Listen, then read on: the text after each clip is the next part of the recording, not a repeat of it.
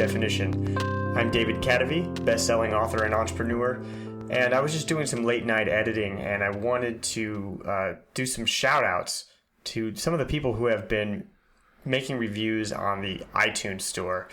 You know, I told you that we have our chance to be in the new and noteworthy section of iTunes in the first several weeks of this show. And first launch day, we made it into the top 20 on the careers category. The careers is a subcategory of business. Now, we were in the top 50 on the business category. I'd love to hit the top 20 in the business category during that time period that we have. So I wanted to say thank you to some of those people who had written reviews. And here we go. You're going to notice that some of these names have numbers in them. They sound like they are email addresses that you might have had in high school or something, but I think it's a function of having to have a unique name when you sign up to review something on iTunes. So we have one from Selegna 2020. Great exploration of finding fulfillment through work. Awesome to learn from people choosing themselves instead of the well-worn path. Thank you so much for that. Tommy 2118. I really like the tone of this podcast. David does a really good job at keeping it conversational and controlling the flow of the show. The choice of guests so far have been top notch. I only have a few regular podcasts that I listen to, and this one earned a spot on that list from the go. That's an honor, Tommy. Thank you so much. And we have one from Emo Before. Apparently Emo Before must have been emo before and is no longer emo. So first of all, I gotta say I'm glad that you're feeling better. Love that David asks great questions and gets his guests to talk about insights they haven't talked about elsewhere. Super valuable and interesting. Thank you so much. And there's still time for you to write a review on iTunes. If you love the show, please give it 5 stars. And that will help us get in that new and noteworthy section on iTunes. And also subscribe so you don't miss any new episodes. Thank you so much.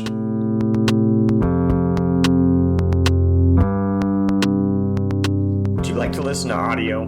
Of course you do. That's what you're doing right now, after all. You're probably also commuting, working out, showering, or some other thing. It's great because you're getting a lot done. And that's really why I love Audible. It gives me access to thousands of audiobooks that I can listen to with my brain while my body is busy. So what it does is it transforms my chores, my commute, and my morning routine into book time. So if you haven't tried it, really, I gotta say, you're missing out. So head to cadavy.net/audible and get a free Audible audiobook that you can listen to on your smartphone or tablet. And keep in mind, though, that after 30 days, they're going to charge your credit card, and it's only $14.95 a month. But if you cancel before your trial is up, you're going to get to keep your book anyway, and you'll still be supporting the show.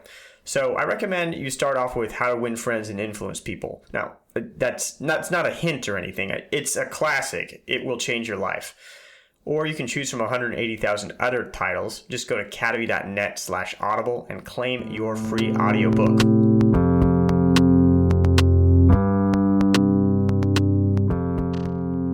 Today's guest really embodies what I'd like to help listeners of the show achieve.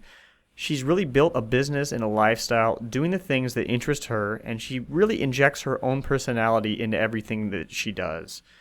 Saya Hillman runs a company called Mac and Cheese Productions. She started it way back in 2004 after getting fired from her job. She's been featured in the Huffington Post, New York Times, and Forbes, amongst many other places. Mac and Cheese is a much more in-person business than most of the listeners are probably used to hearing about. It runs events such as Fear Experiment, where participants face their fears by putting together a show and performing live in front of hundreds of people. And they also run many more events that help people break through their fears and connect with others. The thing that drew me to Saya's work is how completely off the beaten path it is. She really decided the things that she likes to do and has found a way to make a living doing those things. And I'm also fascinated by her willingness to do the things that don't scale. So much of us hold ourselves back from an idea just because it requires a physical location or it's not all digital. But Saya really embraces doing those things. So there's a lot to learn from her about kind of crafting a culture and getting the details right before scaling up. You're going to hear some great thoughts about turning your own challenges into a business and getting started if you've been holding yourself back And you also get some productivity tips, including how to get started with Evernote if you just can't seem to get into it. Here's the interview.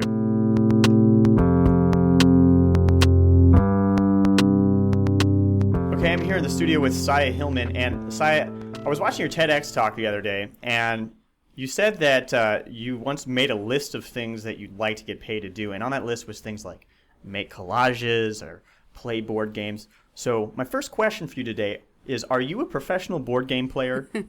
Well, if the definition of professional is, do I get paid to play board games? I guess, yes, I am. I made that list when I got fired about 11 years ago. And I think that a lot of times when you start thinking about, what could I do? If I could do anything, what would I want it to be? If I won the lottery and didn't have to work. Exactly. But then you start letting thoughts of, I'm not going to put this on the list because that would never happen. And why should I dream? Why should I, reach for something that is obviously not going to come true? And I think I did one of the best decisions in my life at that point was not letting those thoughts take over and being able to put down, if I could get paid to play board games in flip-flops and jeans on my couch meeting strangers and have them bring me food and drink, let's put that down on the list. I was going to ask about the rest of the list, but I think that pretty much encompasses the whole thing, doesn't it? And 11 years later, that's what I do for a living, so not bad. Cool. So I'm sure everybody who's listening now is wondering, well, how do you do that? How do you get paid to play board games and in flip-flops in jeans on the couch, have friends bring you drinks, and I think I probably forgot a couple other things from the list. But. That's okay. So I basically, for very selfish reasons, started my company, Mac and Cheese Productions, where when I got fired, I realized I never wanted a boss again, and I also realized that there are really painful, awkward ways of meeting people, networking events, singles events. I'm sure everybody has been to those events where you're like, I should have just stayed home in my, yoga pants, eating Ben & Jerry's, watching Friends reruns. This is a complete waste of time, complete waste of money. And I couldn't handle going to any more of those events. When I graduated, went to school in Boston, came back to Chicago, and I kind of had to start all over again, building my network and my community, which I think a lot of us as adults go through. And it was a lot tougher than I thought it was going to be and that I thought that it should be. So selfishly, I was like, this is ridiculous. Like, my life shouldn't be work, gym, watch TV, work, gym, watch TV, work, gym, watch TV. Like, there has to be more to that than that. You had this problem that you wanted to solve, sort exactly. of like it's difficult to meet people when you get out of college and stuff, and especially I work for myself, so it you work for yourself, but you're around people all the time. So, but I wasn't, and that was the point. So when I started my company, I wasn't really around people all the time, and I was working from home, and it can definitely get lonely and all that jazz. So I just started throwing events that I would actually want to go to, and it turns out that the whole world doesn't want to go to John Barleycorn to meet people, or to another networking event at the back of a bar where you're kind of looking over someone's shoulder to see who better you can talk to, and it's all about you, and you're trying to like get away from this guy who's like cornered you and is just talking about himself. We've all been to those events, and they're just horrible. So that's how Mac and Cheese started. Yeah, so you kind of had like an idea of events that you wanted to go to, and so you made your own events. I guess to give people background on the business, what are some of the events that you run at Mac and Cheese Productions? Sure. So the first one that started, it wasn't a business venture. I just enjoy bringing people together in uncomfortable situations and making them feel comfortable. So just for friends, and I wasn't charging anything, and I was just doing it because it was fun to do. And I started throwing these dinner parties called Minglers, where people would come over to my space. I think that environment is really important in creating a space where you're allowing people to be vulnerable and let their guard down. And that's why it was really important to me to have it in a home environment. So people would come over on a Friday or Saturday night, and the caveat was that you had to come by yourself, because I think when you go places with people you stand in the corner and you talk to them the whole time, right? And also the flip side of that is that oftentimes when you're with people who know you, you feel like you have to be David the extrovert, or David the introvert, or David whoever they know you as. Mm-hmm. And if you go somewhere where nobody knows you, it's a blank slate, and that can be really freeing. It's really nice to be able to be David whoever you want to be, right? And there's no external baggage that's being brought to the table. So I started throwing these events for friends, and high class problem. I started getting inundated with all these emails from friends of friends saying, my friend went to this dinner party where she had to come by herself and it sounds really cool. Can I come? And then Time Out Chicago did an article on me. And long story short, I started getting all these random strangers coming over, and I was spending all this money on random people in my house, and they were having a great time and I was having a good time, but I was also like, I need to make money somehow, right? So I started charging, and that was, the Minglers were the first events that I started doing where I kind of was keyed into people are really looking for alternative ways to meet people and alternative options to kind of going out for dinner and a movie or going to the bar, that type of thing. So then that has built into a number of different offerings, right? Like I guess last time I saw you, I was standing in your living room and there were, 70 people there or something like that, and I was reading from my journal in an event called Idea Potluck. Yes. Right? So that's one of them. Yeah. So, and by the way, living room, it's a big living room. It is right? a big living room. One of the reasons I am in this space is because the Minglers actually just blew up, and the last place I was in, there was like 80 of us packed in this tiny place, and it was an August humid day, and all the girls, like, makeup was sweating off their faces, and we all felt like sardines. So it's like, I got to move to a bigger space. So that was a big business risk for me, was to jump and be like, I'm going to move to a space that is, double what I was paying, and I don't know if it's going to work out.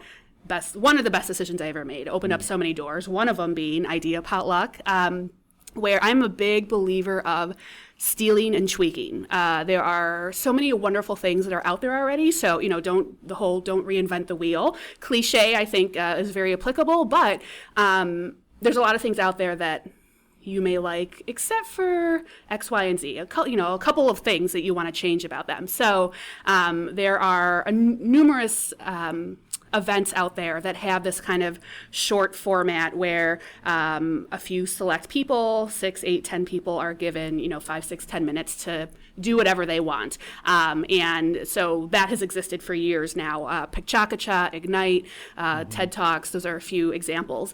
And my husband and I loved the idea of getting a bunch of creative people together in a room and giving them, a wide open blank slate to do whatever they wanted, but having the parameter of you only get 6 minutes to do it. Because I think when you get a lot of creative people together, and they're all obviously very excited about their passion projects and their interests, their pet peeves, their whatever it is, nobody knows when to shut up, right? And everybody's talking I'm used over to getting each an other. hour. Right, exactly. 6 minutes was tough.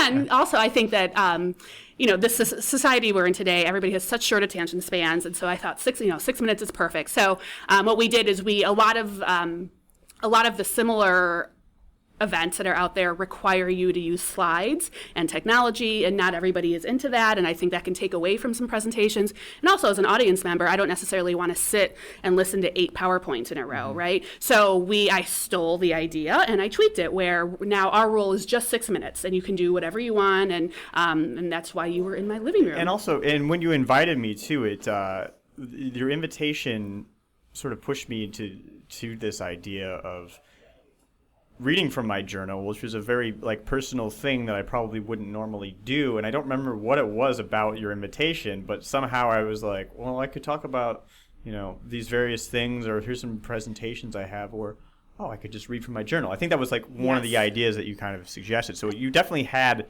your own personality to it. I love that, and because we hear that from a lot of the presenters who we call dishes, because we hear a lot of people say, normally, I have these stock, keynote presentations, and I can talk about my job or the things that people hire me to be keynote speakers about. But because you create such a warm, inviting, welcoming environment, I'm going to try something new. I'm going to try not using notes. I'm going to try sharing something that's really personal. I might break down and cry. I can't tell you how many times we have people in the audience crying and people up, presenting crying. It might have happened that night. Yeah, as well, yes. I feel like almost every single potluck we've got some tears and some laughter. And I think another thing that I really look for in presenters is a mix of people who speaking in front of people, they do it all the time and they are not scared at all. And then also bringing to the table people who this is the first time they've ever done this and they are crapping. Can I say crap? Yeah, okay, sure. Good. Say okay. whatever I don't know where this you is going want. now. I can always edit okay, it out. good. So where people are crapping their pants because they have never spoken in front of anybody, and that's why they decided to do it. They wanted to challenge themselves. So I love giving people, again, going back to the minglers and asking people to do things that are scary, and people are willing to say yes because you set this environment of like, everybody's gonna love you no matter what. Embrace your suckage, embrace being different, embrace, like, that's what my network looks to in people and admires in people. Yeah, that was great. And you could totally feel that night at that event. So you got Idea Potluck, you have the Minglers, and then you also recently just had another, I believe it's called Fear Experiment, right? Yes. And I have recovered. It was a that's couple weeks huge ago. Undertaking. It is. That's my baby. Where, So, Fear Experiment. That talking about embracing your suckage. Actually, that is how Fear Experiment was born. 5 years ago, I really wanted to be a Broadway star, but I do not have any of the skills, singing, dancing, acting, any of that, to be a Broadway star. But I think it is really unfair that even if you don't have those skills, that I will leave this world without having the opportunity to have a standing ovation for my dancing and singing and, theater skills. So I decided I should concoct a situation where I could get a paying audience to give me a standing ovation for my lack of ability.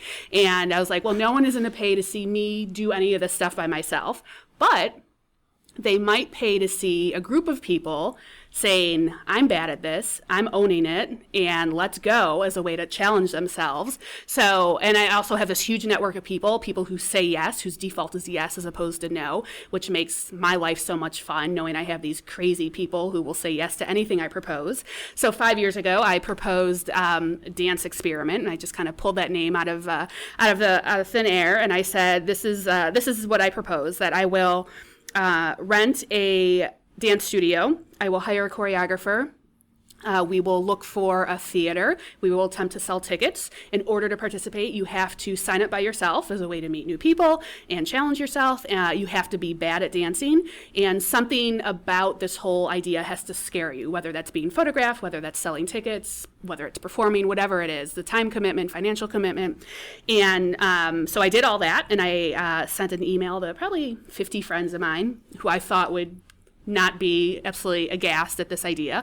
And of those 50 friends, I ended up selecting 16 people who I knew, but they didn't know each other. And we rehearsed for 3 months, and we're like, all right, let's sell tickets. We'll see if we can sell 10, 50. We ended up selling out. 350 people paid to see us dance badly in front of a crowd. And I think the one that you just had is an even larger. It is, yeah. So that arena, one, right? This was supposed to be a one-time thing, and it was at that time it was called Dance Experiment. And then after it was over and it was wonderful, I was like, great, cross it off the list. Let's move on to the next thing. And then all these people started saying, when's Dance Experiment 2? And I was like, there is no Dance Experiment 2, but so many people asked me, so I had to create an application. And fast forward 5 years. Now it's not just dance, it's also improv, storytelling, a cappella, and stepping. So 5 art forms. It's 2 times a year. We had to move to the Park West because we usually sell out. And the Park West is what's the capacity of that? It's 750 is a sellout with standing room only. Yeah. So we've had shows between 5 to 700, but we usually do sell out. And it is all friends and family. I call it an adult recital. It is people who fly in from all over the country. The most amazing thing ever to see bad dancing, stepping, acting, storytelling. And I shouldn't say bad. It's actually pretty good in that it's. I've seen videos. It actually is pretty good. It is good. And then we definitely get singers who. But but I think that. Sorry to interrupt, but it's okay. I think that getting good at it though is that they give themselves that permission to start off and be okay with perhaps that it's not going to be that good, and then through practice, then they actually find that they're. Absolutely, yeah. Much better at it than they expected. Is that yes, accurate? Absolutely. And everything, kind of just stars align and everything comes together. And there's definitely over the 2.5 months of rehearsals, there are tears. There are like, this is the worst thing ever. I should not have signed up for this. How am I going to perform in front of all my loved ones? This is going to be so embarrassing. And then every single round, the magic happens. My instructors are amazing, and How do you get people to sign up for this? And it's- they pay you, by the way. They pay me. It's a huge part of my my revenue stream. It's all word of mouth. Actually, everything that I do is all word of mouth. I haven't spent any money on advertising or marketing, referrals. Actually, the top three sources of referrals for me are friends, and that makes sense to me, and that wasn't a big kind of surprise. But then the other two, whenever I have people kind of fill out an application, how did you hear about mac and cheese? My mother or my therapist. So those are my three huge sources of how I get referrals, and I welcome them all. However you find me, that's fine. What do you think it is that you're striking some sort of nerve inside of these people to put themselves in this situation that they find very uncomfortable? Do you have any hypotheses on what that is? So I think that a big part of it is going back to what we were talking about initially about not feeling like you are a part of a community, being able to find your tribe, I think is really important. And after college, that tribe, you have to actively go and look for it, as opposed to when you were at summer camp, when you were in college, your friends, there's a huge friend dump on your dorm floor. Like, here are all these people who are the same age of you and the same age as you and have similar interests to you, and we're gonna create this environment that is so. Actually, there's a New York Times article that I always reference that I love, that it's called "Why Is It So Hard to Make Friends Over 30?" And the sociologists in that were quoted as saying that the conditions you need to make authentic relationships, like you had in college, in summer camp, there's three conditions you need. You need proximity, repeated unplanned interaction, and an environment that encourages you to let your guard down. And so that's what I keep in mind. Every time I create events, that's what I'm going for. And if we kind of go down that list and look at the trends, the things that have gotten more popular over the last few years, which we'll say Facebook. Yeah. Like the what was the first one? Condition. Proximity. Proximity. Yes, Okay, proximity. so you're not physically close to the people you're interacting with, and then there's sort of like a casual interaction. That happens. Unplanned interactions. Unplanned interaction. Spontaneous. You're crossing in the hallway. That's Exactly. not happening on something like Facebook, and then an environment that encourages vulnerability. Yeah. And people letting go. And social media is a little bit the opposite of that. A lot of the time, people might tend to present their highlight reel. That's what Facebook really is. It's I got a job. I'm going to Hawaii. I just got married. I got engaged. Look at my babies. People don't post. Look at my stretch marks. I got fired. I didn't get the promotion I wanted. Whatever. I haven't been on a date. I haven't had sex in 6 months. Whatever it is, people usually don't post that. So I feel like my events encourage people to say, and this is one of my steps in living a life of yes, is be a voice and share your imperfections. It's your imperfections that make you interesting and make you who you are. And as soon as you voice, I have debt. I don't like my mom. I struggle with infertility. Any of that. Other people in the room are going to get the courage to say, me too. Well, actually, yeah. Right? And that's how a community is built. And I think that is a foundation for feeling fulfilled and for living a life of yes, is community and finding your tribe. Yeah. I mean, so it's just like really a powerful and impressive thing that you're able to craft these interactions and these situations in physical space like that. I just have to, interject. I think a big part of it is that I have no shame in sharing my challenges and my struggles and my embarrassing moments and stories. I think we've all seen these kind of like smooth, seemingly really well put together. They've got it, celebrity or whatever, professional speakers. And while, I'm sitting in the audience or watching their TED Talk and I'm like, oh, this is, it's inspiring and motivating, but it just doesn't resonate with me at a level of, an everyday person who, this person is just sharing all the wonderful things about their life. And that's wonderful, but I need to see, that's not me, right? So I try to set the tone by sharing, I was dumped and, a guy told me that I was too fat to date or whatever it is. And then usually after I share a little bit of vulnerability, then the floodgates open and here we go. It does. Yeah, here we go. I mean, I can tell. That happened to me. For me to decide that I was going to read my journal up in front of people and say very personal things. I knew that was the type of environment that it was going to be. And that's what it was, people sharing very personal things. So, that it just It works works. in a cycle like that. It's really It's a an powerful infectious thing. too, right?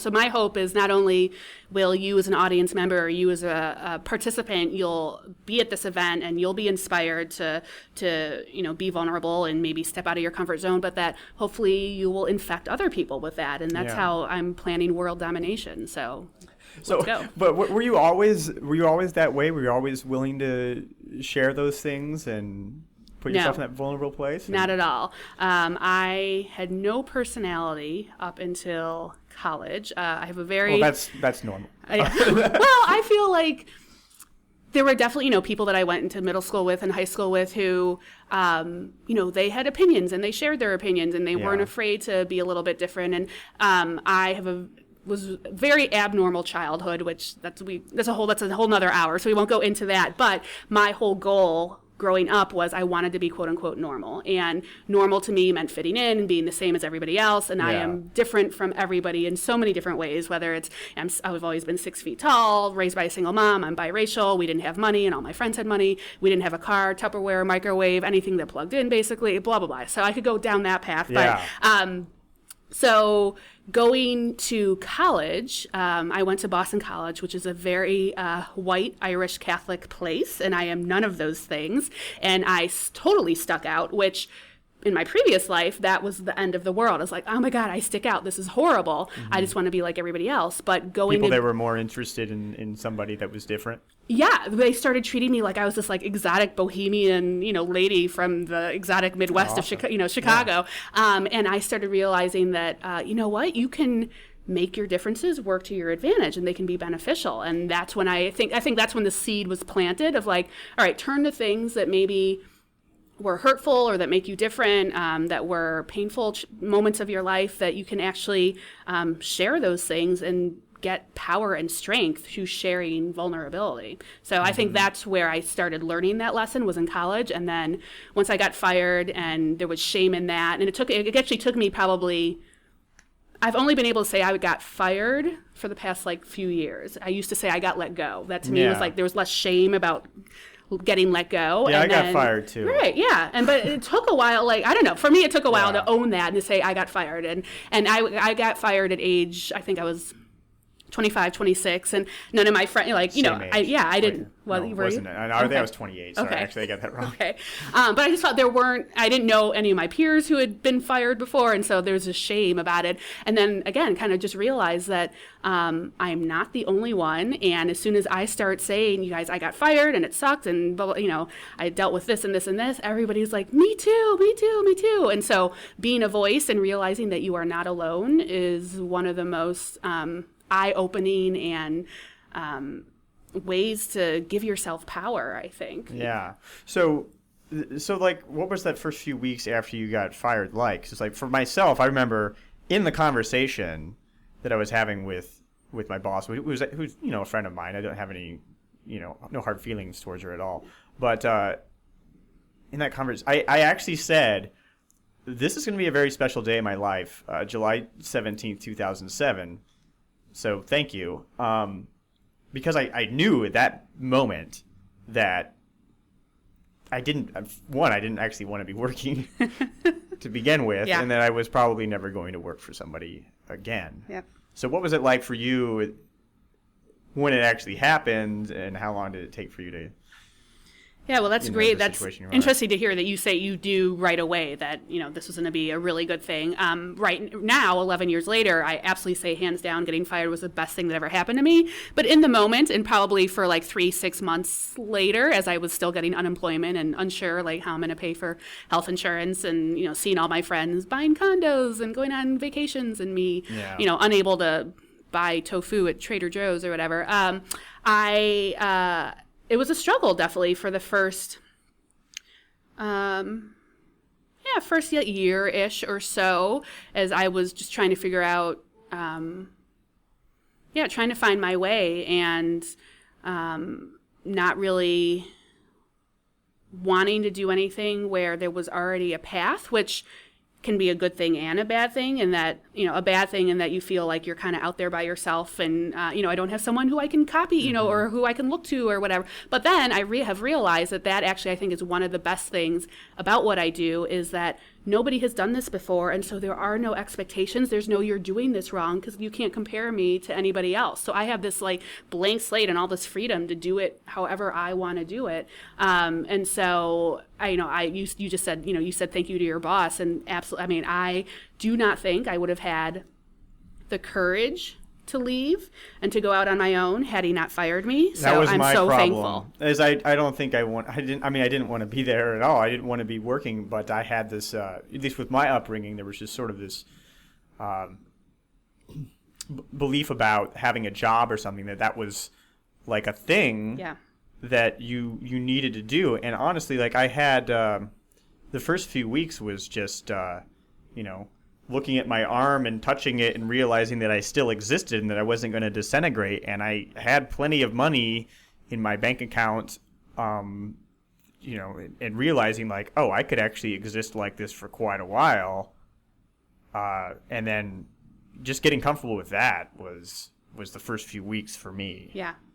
What was the first few weeks like for you?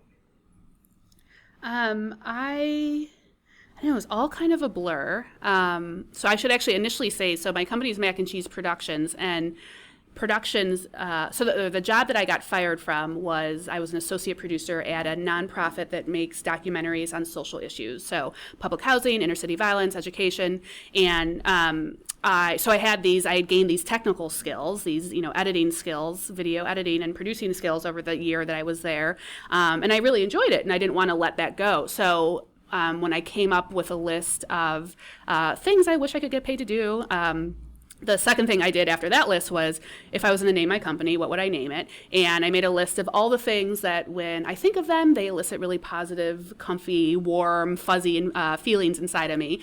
So things like Big Wheels and Cabbage Patch Kids and peanut butter and jelly and mac and cheese. And so for about 20 seconds, I was Peanut Butter and Jelly Productions. And then I was like, no, I think I like mac and cheese better. And I think, universally loved comfort food. And Productions initially, though, meant video production. So that's what Mac and Cheese was going to be.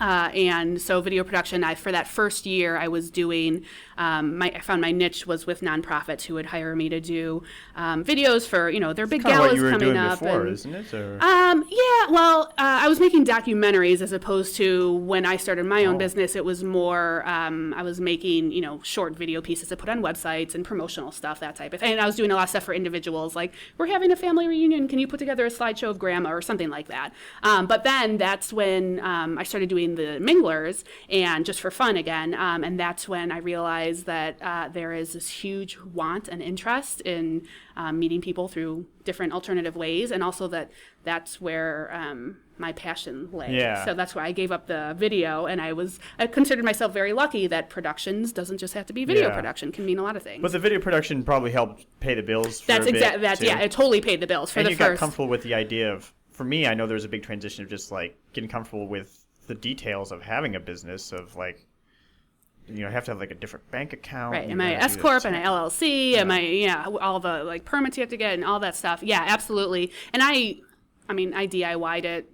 I'm a huge DIY person, and I'm sure I did numerous things that were wrong. And I did my taxes by myself for the first 3 or 4 years, and I'm sure that I, made mistakes there. But it was a very good learning process. I am actually really glad that I decided to wear all the hats when I first started my business, as far as teaching myself, Photoshop and Dreamweaver and how to create a website and how to create a logo and do my taxes, all that stuff. Now I'm at the point where, I can delegate and let the experts do that kind of stuff. But at the beginning, I didn't have the cash to be able to do that. And I actually I'm very grateful that I didn't have the cash, because I do think it was a really good learning experience for me. Yes, you learned a lot of stuff out of it too. And you get to stack those skills.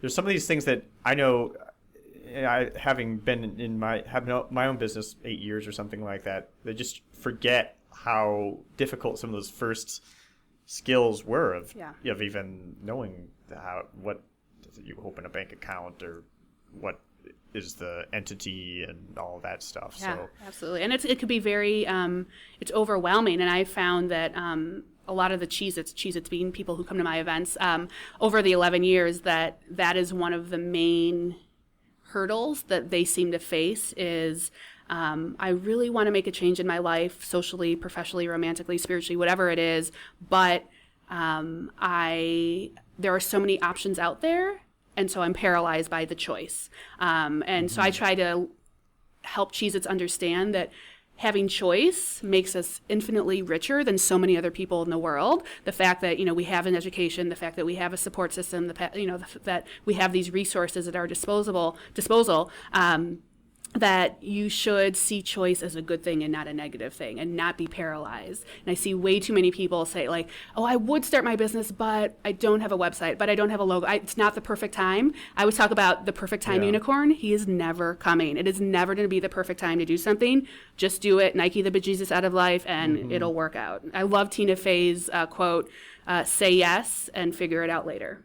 Love it. Oh, that's funny. I'm actually listening to her audiobook. Are you Bossy Pants? Presently. Or, yes. Yeah. Yeah, that's funny you mentioned her. So what was the moment like when the flip switched when you realized like, oh, I can, maybe like you were having this problem and you had the dinner parties and then, you had to start charging. Was that like an uncomfortable decision to make to start charging, or was there any resistance that happened that you had to work through to start making this into a business? There was one guy who, I don't know, he was a friend of a friend who's like, I have to pay money to go have dinner at this girl's apartment. Uh-huh.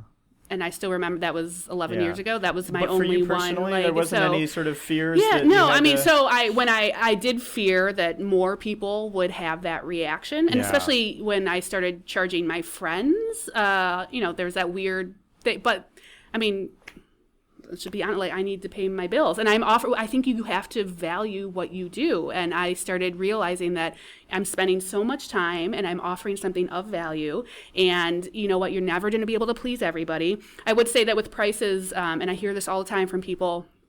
Oh, Sai, you need to charge more. You need to charge more. You need to charge more. I think I'm very cognizant of, growing up with a single mom, we never had tons of money, and then being in the nonprofit world for my 4 years of, real world experience before doing mac and cheese, I didn't ever make tons of money. And so I'm very cognizant of, I never want money to be a reason that someone doesn't do something of mine. And so I keep, all my prices are pretty accessible. But that said, in the past 3 or 4 years, I'm realizing how much of myself and that I do put into my events, and I don't know.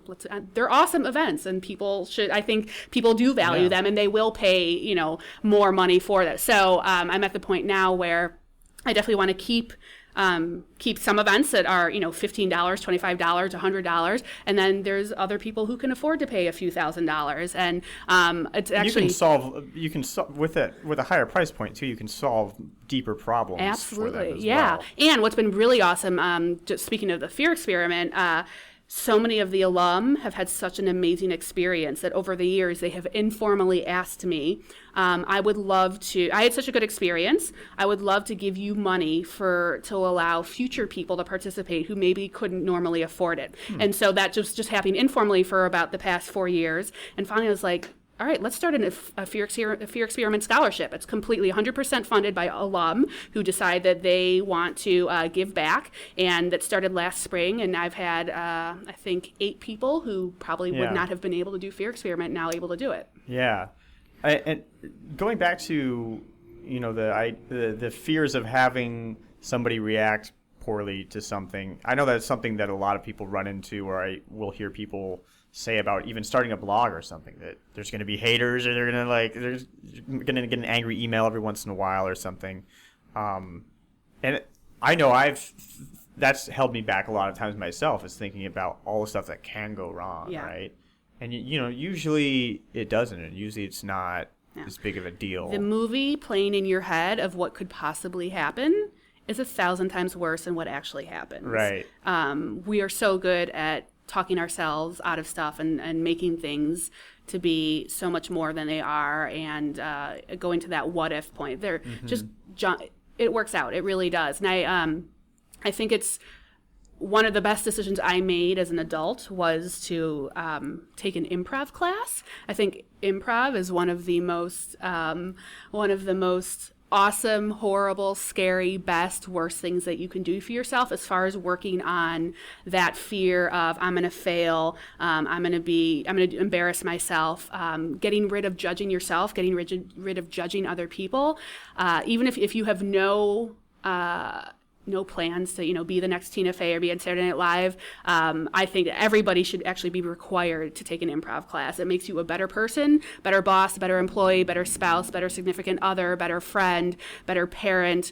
The whole yes and, the golden rule of improv being yes and, that whatever you're dealt with, and if you're in a scene with somebody, if they say, "Hi, Uncle Bob," you don't come back and say, "I'm not Uncle Bob, I'm whatever," right? Because if you start, you agree. If you start a scene, there's actually a good how-to of all of this in the Tina Fey book.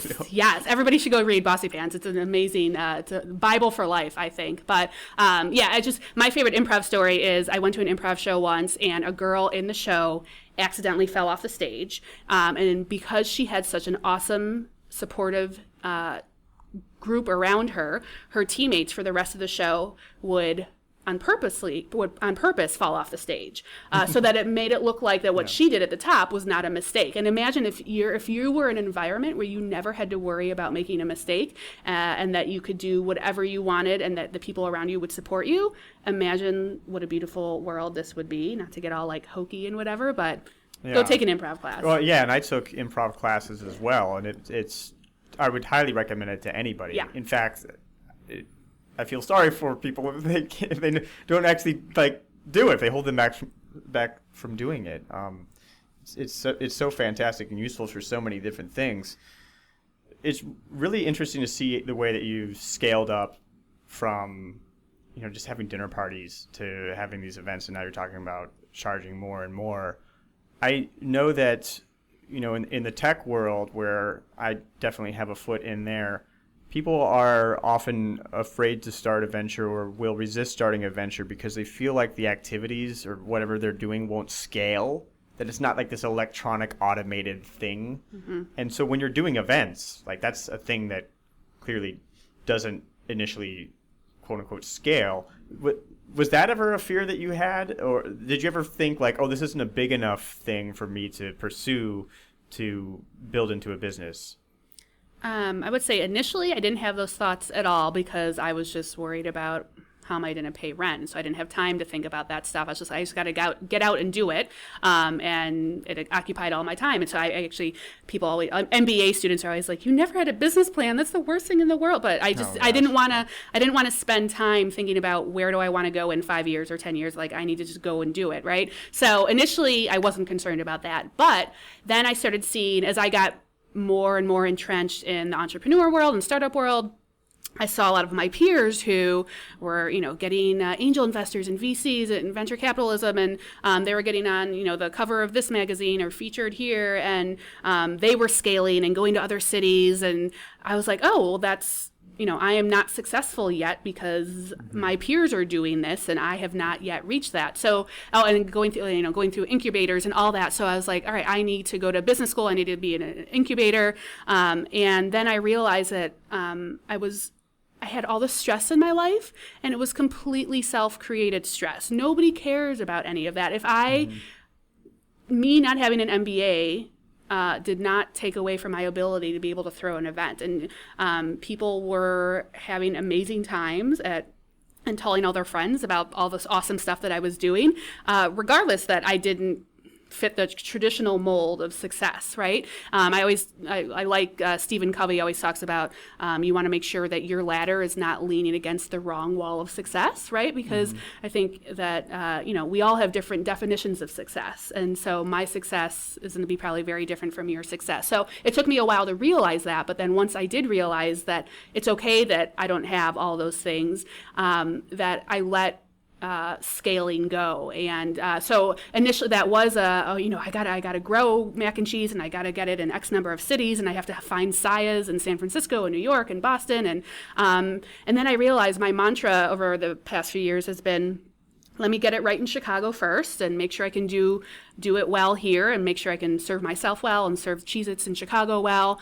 And then once I get that right, then I'll consider expanding, right? And I'm at that point now where I can do all this stuff in my sleep here, and I am ready for world domination. I'm ready at passive income and travel. I don't have pets. I don't have kids. I have a really supportive husband. Like, this is a time for me to pick up. I mean, haven't I seen you floating around different places lately on social media? I think that you've been doing some mini lives. I have. I was going to say, I love, talk about stealing mini lives. Totally stole that from you. I love that idea. I sort of stole it from all right, well, that's how it works, right? But yeah, the idea of being able to, pick up and move to another place, not for vacation and just to, do your regular everyday, but in Mexico or wherever.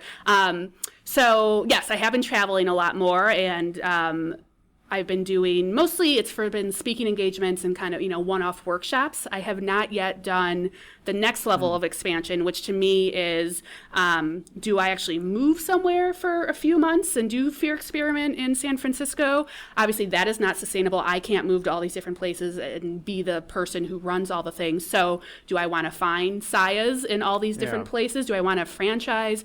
A lot of people have asked me over the years, like, do you have a Mingler in the Box or Fear Experiment in a Box where can you teach me how to do this and that let me run with it and do it in my city? So I just actually led my first webinar yesterday, and it just opened my eyes to, I've been pushing back really hard on webinars. I don't know why, but so many people have been asking me to do them for years and years and years. And I think, actually, I do know why. I think because I am such an in-person person, and that's what Mac and Cheese is. It's, bringing people together in the same room and watching the loveliness that happens from that.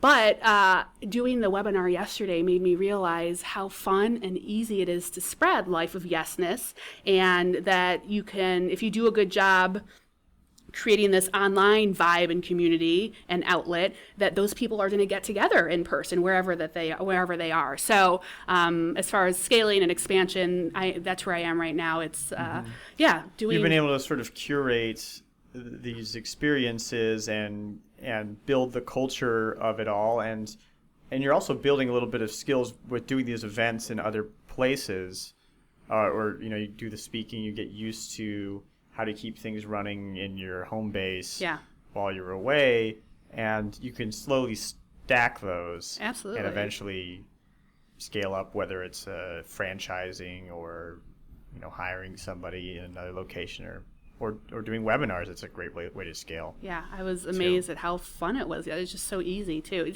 So I feel I'm at that point, like, I need to. Yeah, just you need to embrace technology. And even if you are all about in-personness and community, like, there's ways to leverage technology to make all of that even that much sweeter. You've crafted your culture, so now you're kind of ready to spread my wings. Spread it a little bit. Yeah, absolutely. So running all this must be a ton of work, and I know that you also teach a productivity class. So I'm wondering if you have any 1 or 2 killer productivity tips for somebody who switches hats all the time and runs everything themselves. Yeah, my productivity class is 4 hours, and that is not enough by any means. I know. I mean, this is a great question. It's just so hard for me to answer because, one, I love talking about productivity, so I could talk about it for hours on end. And I feel like it's you're asking me, like, which one of my children do I love the best? Like, no, you're right. But that said, I do have a couple that I can throw out there if you want. So I would say that. Boomerang for Gmail is one of my loves right now, where you can, I use it for 2 reasons. There's a send later function, which is really important to me as someone who works all the time. I do not want clients of mine thinking that I am on email at 10 o'clock at night, though I do like being able to send emails at 10 o'clock at night. So I will send an email and then say, Boomerang, I actually don't want you to send this until 9 o'clock tomorrow morning, that type of thing. And actually, when I'm on vacation, I probably shouldn't be saying this, but when I'm on vacation, I hate coming back from vacation with that dread of, like, oh, my inbox is going to be so full, right? So I actually check email and I do work over vacation, but I don't want people thinking that I'm doing that. So I will answer all the emails. Go out until after you get back. Because that's the other terrible thing is if you are on at 10 o'clock at night or something, or 11 or 2 in the morning, and you send that email, and then like 5 minutes later you get a response from that Yes. person. It Yes. just sort of creates this anxiety. You can't really. And rest. also, yeah, and even if it's, during normal work hours, if you respond to someone right away, they think that you're accessible right now, and then they'll start sending you, they'll get into like a chat thing. Like sometimes I just do a send later that's like half an hour from right now because I don't want someone to start messaging me back and forth and that type of thing. So yeah, so I love Boomerang for Gmail. What else? I love, oh my gosh, Evernote, digital filing cabinet. It was one of those things that when I first heard about Evernote, I tried it for a day and I was talk about, being overwhelmed by all the options and choices. Like, I have no idea where to go. I can't use this. And I didn't touch it for a year after that.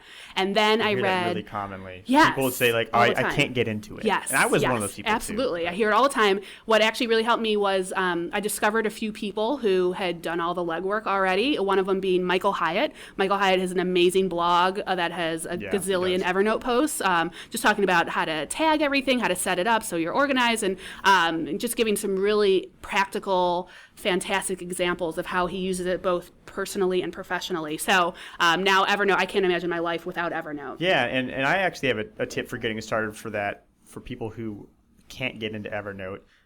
I think of it like cell division, like growing organically.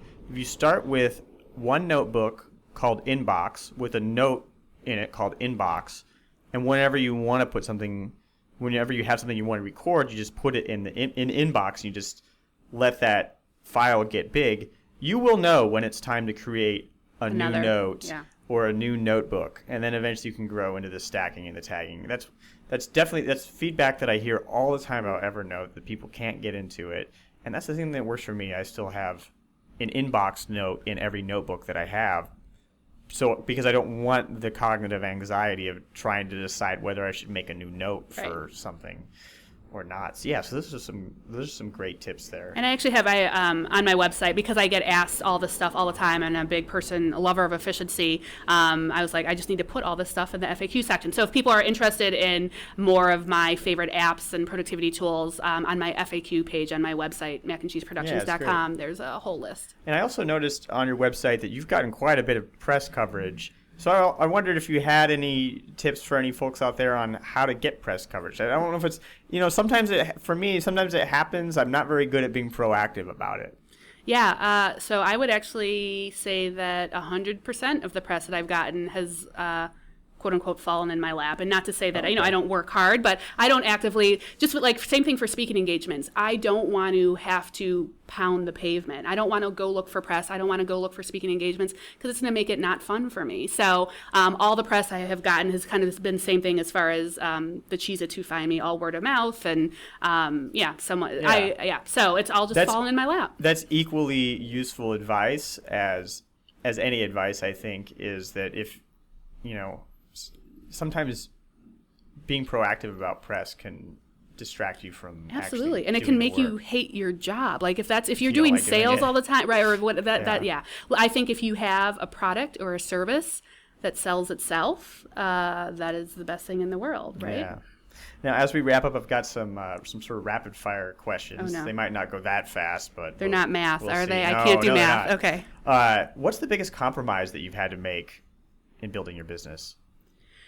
Biggest compromise. I constantly feel like a horrible person, and at the same time feeling like I am the most awesome rock star in the world. And the reason is because I get asked all the time, as I'm sure you do as well, Dave, about can we go get coffee? Can I pick your brain? Can I take you out for a drink, right? And I remember when I first started 11 years ago, how many people I asked to do that, and how many people said yes to me, and how helpful that was, and how appreciative I was. And so when kind of the tables turn, and I started being the person who gets asked to coffee, and usually it's in a very flattering, complimentary, what you're doing is so awesome, I'm so inspired, I would love to take you out for coffee. I used to say yes to everybody. And then I realized that you can't say yes to everybody, and I'm just not interested the nicer they in are, saying. the harder it is. I know, it's so true, right? So the to turn compromise is that I get all this amazing feedback about what a nice person I am, and I'm growing all this community, and I'm helping so many people, and then I am constantly saying no to people. But I think I figured out the way to do it. is, there's a way that you can say no to someone that is still helpful and insightful. So I can't go get coffee with you, but here's a couple of my events coming up that I would love to meet you there, or here are some events that I'm going to if you want to meet me at this networking event. Also, it seems like you're looking for a life coach or a therapist or a career counselor. I'm not any of those things, but I know people who are. Here's a referral, that type of thing. Yeah. So my compromise is learning how to say no and learning how to be a bitch without being a bitch, I guess. Have you ever tried Clarity FM? No, I haven't. People have talked. Why should I? Yeah, why? I don't necessarily know. I just recently set up my Clarity profile because I do get asked a lot, and I would like to help people, but it's in some ways it's sort of customer development. It's like, all right, people want to talk, but who will pay to talk? Right. Yep. And what will they pay to talk? As much as that might make me sound like a jerk, but you can't go to coffee with everybody. You can't. And when have you left money on the table? Well, I would say so. I always talk about part of living a life of yes is discovering and utilizing and valuing your superpowers, and superpowers being things that come naturally to you, that are easy for you, that you may not think of as a skill because it's so easy, like, cooking without a recipe or adding fractions or being good with Excel. But I have realized that one of my superpowers has been using what I do have to create awesomeness and not creating those times of stress. And so to get to your question, I have been pretty lucky and pretty good at, there have not been many times where I have had to put myself in a situation of like, oh gosh, I have to do this thing that's going to cost tons and tons of money and super, high risk and stressful. And I always, when I first started Mac and Cheese, I was so appreciative that I didn't sell things, and I didn't have 10,000 widgets that I had to go buy and then store in my garage. No inventory, right? So for the most part, I haven't left money on the table because I've been really good at using what I do have and not creating kind of these stressful situations. But so right now I decided to finally dip my toe in the product world, and I just came out with some Life of Yes products, posters and note cards, decals, which was very scary for me in that, I'm shelling out money, and am I in 6 months and I have a closet full of Life of Yes posters that nobody has bought, right? So I am hoping that this is not a scenario of me leaving money on the table and that people will love everything that I offer product-wise. But I feel like when you get to that point in your business where you're like, all right, I can take some financial risks, and so this was a financial risk for me. So I'm hoping that it will be one that was a wise risk to take. But other than that, I can't really. People are very surprised that I have somehow created this magical land where I invite you to pay me to come to my house and you bring all the food and the drink. Creating these situations where, money is not a stress for me usually. Yeah. Okay. That's great. What was the last book that you read that changed the way that you saw something? Ooh, that's a good one. So I have a dream of being a New York Times best-selling author, and I just reread. Yeah, if you have any tips for that, let me know. I just reread Anne Lamott's Bird by Bird, and it's, I know it changed. I guess it made my dream of being a New York Times bestselling author.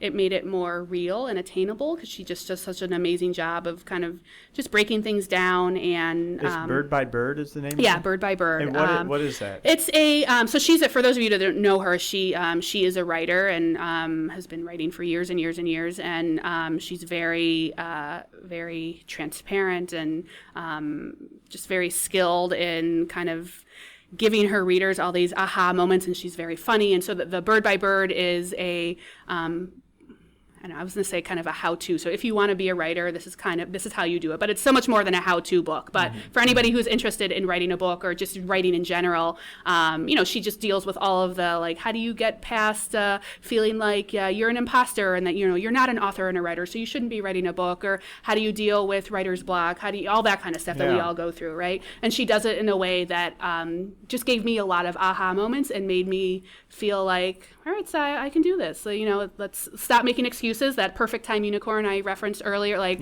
I kept waiting for I gotta wait until I have more time, or I took a party of one trip to Mexico for a week last year. I was like, all right, I'm going to take this trip so that I can write my book, and just stop making excuses. Like you can you don't need to go to Mexico for a week by yourself to write a book. Wow. So it helps, but you don't have to do that. So so I say her book really kind of opened my eyes to, like, this can happen. I can I can realize my dream. Yeah. Do you make your bed? No, I think that's such a waste of time. Who cares? Oh my gosh. No, absolutely not. I do not make my bed. I make my bed when people are coming over, like if my husband's mother is coming over, or if, there's going to be guests in our bedroom for some reason, but absolutely not. What a waste of time. Come on. You're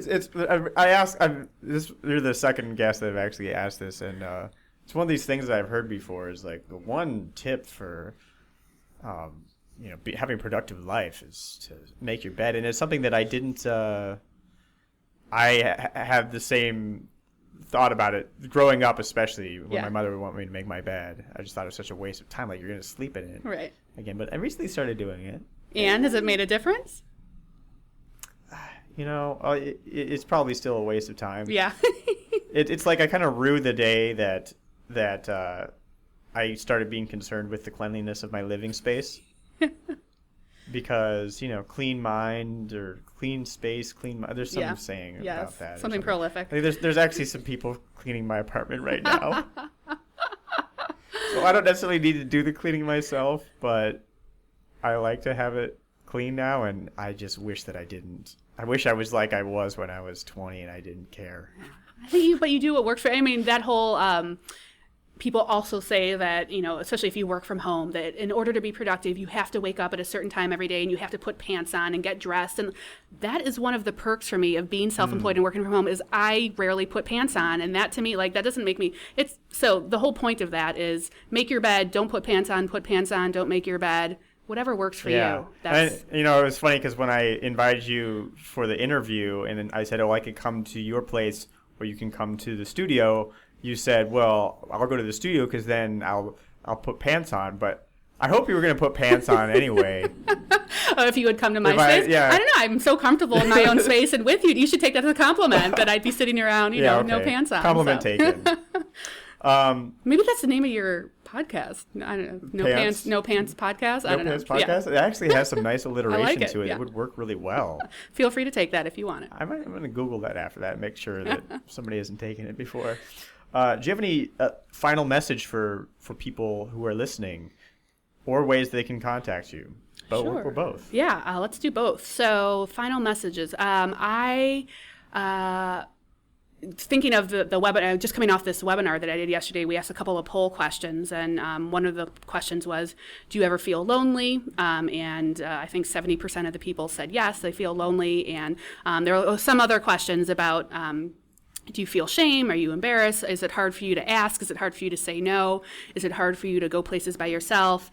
So I bring all that up because I'm sure some of your listeners are probably people who also struggle with those things. They are humans, yes. Yes, they are humans, right? We all struggle with those things.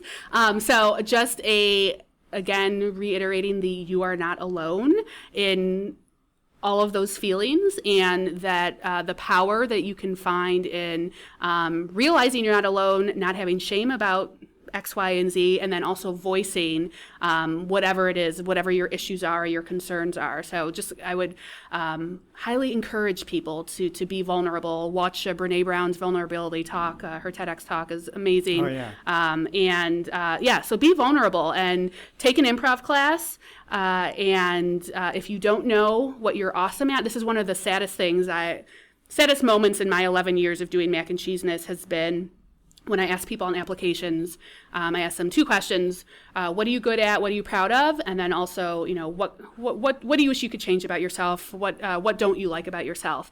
And people will give me paragraph upon paragraph about all the things they don't like about themselves, and they can't give me one thing about a positive thing about themselves. So I would just hope that for your listeners, that if you do not know what your superpowers are, and you do have superpowers, you just may not realize them, a suggestion I would make would be to email 5 people in your life from different sectors, friends, family, coworkers, and ask them what they think your superpowers are. It is such an eye-opening, awesome experience to have that. That is, and if I can add to that, I mean, I think that that's something to listen to as well, is, and that has been useful for me.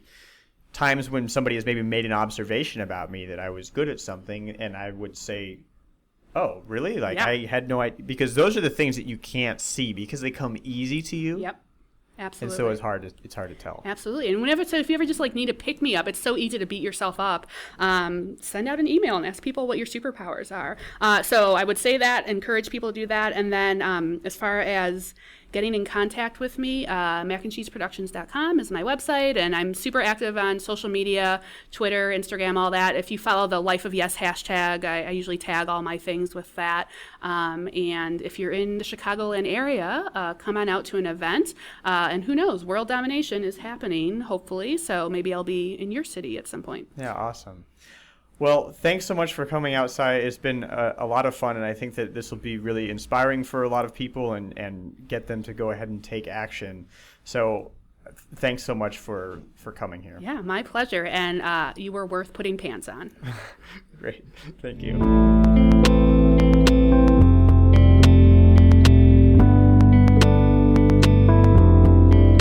So, there we have it.